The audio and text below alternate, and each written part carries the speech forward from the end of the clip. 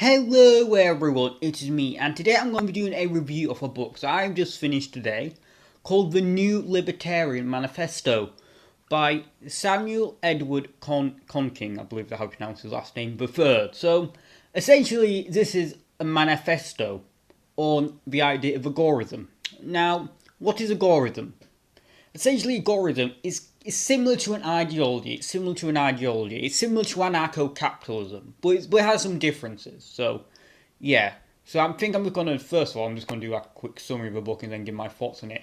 And it's kind of like essentially a plan, essentially about how we can reach not necessarily anarcho-capitalism, because he wouldn't say he's an anarcho-capitalist, although there is a lot of similarity between agorism and anarcho-capitalism. He said he's a part of the he said agorism is a part of the libertarian left. Sorry.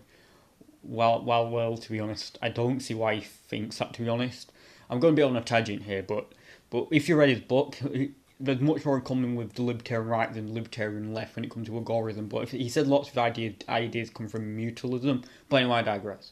So yeah, so agorism essentially is kind of like a very anti-political ideology, where essentially is like not even vote for instance, like the Libertarian Party is a good because that's violent. Essentially, agorists believe that any political movement, anything like joining political parties, voting for parties, be a member of parties, so even stuff like taxes is aggression. So what agorists and Samuel advocates for is essentially counter economics. So essentially what that means is that essentially economics are practically off the books, for instance. So an example would be, an obvious one would be drug use. So drug use, selling stuff like cocaine. Now, despite what you think about the moral reprehensions of selling something like cocaine or marijuana, for instance, it's illegal. So it's illegal. So he says stuff that are victimless crimes. Keep in mind, victimless crimes are fine, despite what you think morally of them. They are fine and they should be illegal. So he supports things such as that, not necessarily like things such as prostitution or drug use or legal firearms distribution, but stuff like, for instance, selling like vegetables in your back garden that are untaxed or any government regulations, things like that. So yeah, that's essentially what the book is. Essentially, it's a very short book. It's like 30 pages long, essentially. So it's a very short book. You can read it practically in a day. It's not that long at all.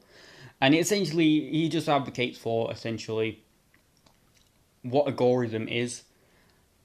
Basically, the basic, counter economics. He does discuss a bit about the difference between red markets and black markets. Essentially, he said like black markets are essentially stuff that are illegal, such as prostitution, drug use, but red markets are stuff like hitmen, for instance. So yeah. It is. He also discussed the plan how to do it. He eventually believes that to get people on the side, we have to get like-minded people, or like-minded agorists, and make them come together and trade with each other essentially, and also criticize other libertarians. Essentially just libertarians, for instance, minarchists, for example, who are in like politics or are not doing any agorist type things, counter economic activity. And he also believes that in creating communities that are like-minded people, don't like like-minded agorists. So that essentially is his plan, essentially. Now, what are my thoughts on this? On the book, sorry. This is an ideology review. It's a bit essential on the book. It is a manifesto. It's a manifesto.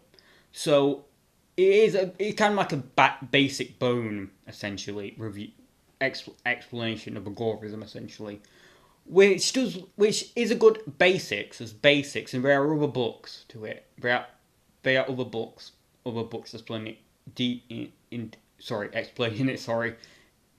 deeper analytical theory, for instance. I believe I forgot what it was called, but there's a book called like the Agorist Insider or something along those lines. That is a much, like, I think it has 100 pages or so, which is much more thorough explanation of agorism. So this is basically like, it's 30 pages. It doesn't go full in depth. It's a manifesto that essentially should be shared around. So what you would expect, and he did explain stuff for me that I didn't know for it, because agorism is kind of like a rare rare fraction of the libertarian ideologies and just the libertarian movement in general. That's the reason why I decided to actually read the manifesto in the first place, to see what it was all about. And it's a decent starter. It's a decent starter to start up on. And it was an interesting. It was a good read. It wasn't really. The writing was basic, cause that's what you would expect from a manifesto. It's just basic writing system manifesto, and just explains the basics of it essentially. So that's what I really have to say. Do I recommend you read a book? If you want to understand agorism, yes. And I do believe also, to be fair, so I could imagine, to be honest, based on the current political climate with things such, central banking digital currencies, for instance, the idea of, going off the grid of the government could be essentially a good political strategy for libertarians in general, because even get quite, what you could call NPCs or normies who are quite concerned over the CBDC sort of phenomenon. Sorry. So yeah, so I think it is actually could be quite good for the libertarian movement to embrace more agorist ideas, certainly with more centralization and stuff like the CBDCs, like I said before, though. But yeah, I think that's all I have to say about it. It's a manifesto. It's a manifesto. If you're interested in it, I will recommend you read it. But then but I don't know what the other agorist books are like. But I do believe this certainly is a good starter, and I understood it more, and it was a good read. So anyway, thanks for watching. Please like, subscribe. Goodbye.